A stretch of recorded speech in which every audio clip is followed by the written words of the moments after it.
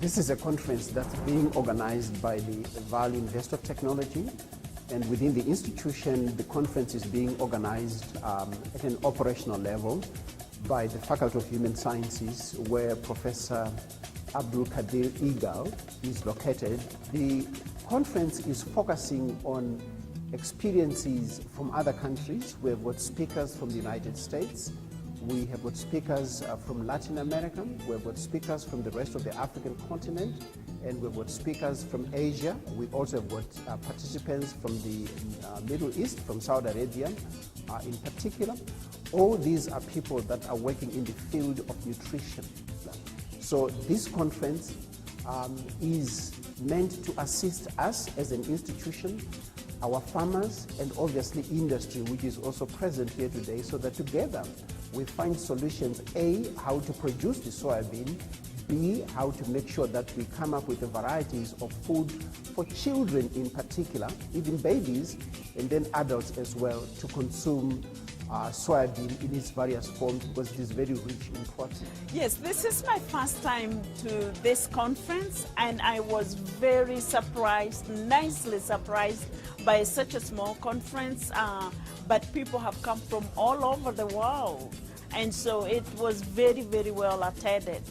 Our presentation today was about causes of food insecurity. What are the underlying causes like poverty, ill health, lack of food distribution between one region and the other, prices being very high, inaccessibility of food, and more importantly, lack of knowledge on how to utilize that food so that it's nutritious. This is the third year I've been at the conference. It's an excellent conference. The presentation I gave this morning is looking at global food security issues and what we can do in terms of increasing the supply of food, and also in terms of enabling people to have enough food to eat. So in particular, what I emphasized was the importance of using genetically modified foods in order that we have enough food to eat for everybody, and in particular to be able to feed 9 billion people by 2050. My expectation of this conference is, as I really start seeing it today, it's really excellent. We need a good discussion. We need to meet with all the people who make the nutrition, and mainly this is a soy-based conference. How do they make it? What are the problems? What do they expect in the future? And me as end user, as a doctor having it for my patient, I want to be sure that it is healthy, it's done right way, processed right way, and constitutively delivered to the whole world patients. And here at this conference, I'm very excited to find out about the new technologies with regards to soy production. Soy is an ever-expanding field, the uses for soy also as well. So I'm very excited to find out what other products there are out there that people are making from, especially the other countries.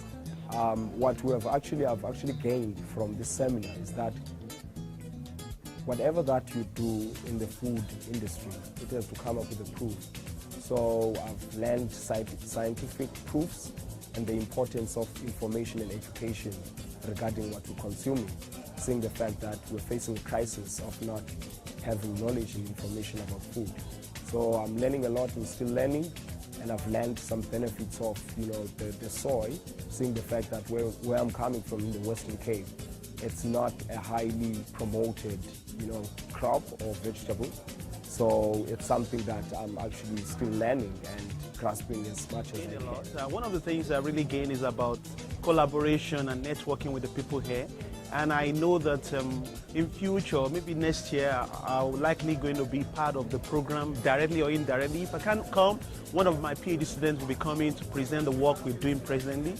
And I think I've made a lot of networks. So what we did this year was our focus was on food insecurity, and we had some wonderful speakers this year, and they gave us a background on what the issues were regarding food insecurity, malnutrition, and also all the problems that are faced in the world as a result of poverty. And some of the technologies that we looked at was extrusion as a solution.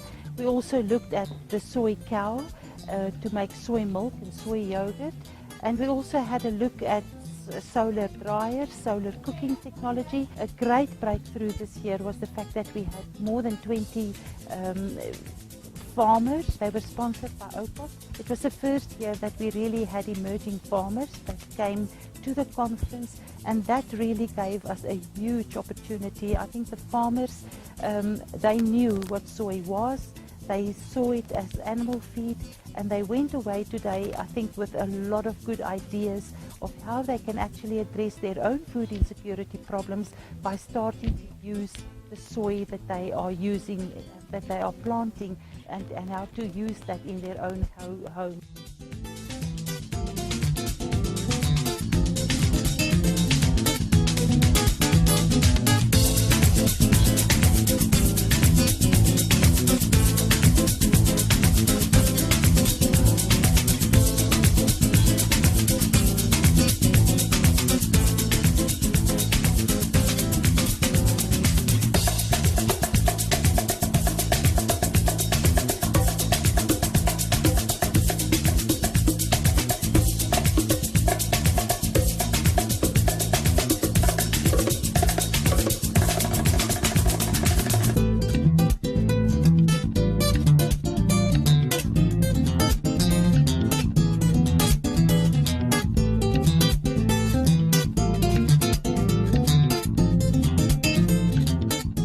The intent was to showcase the functionality of the technology and to show people how easy it is to run the equipment and to produce ready-to-eat foods and to make diverse products on the same system at the same time by just manipulating conditions slightly or including certain additives like flavors and colors.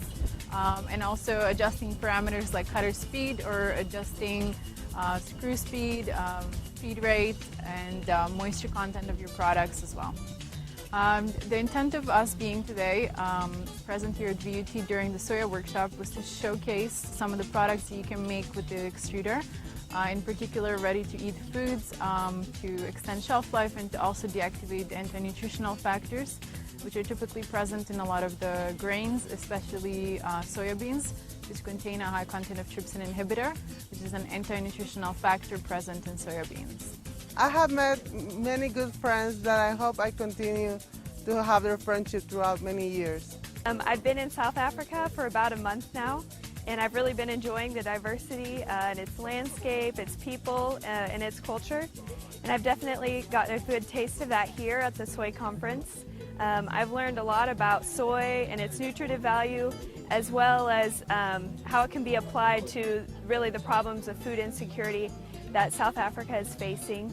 This conference has been really great. There's a lot of people from a wide background, so it's been really interesting to hear everyone's perspectives and the parts that they play in the soy. I would love to be invited back for next year's conference. It's been beautiful here the whole time.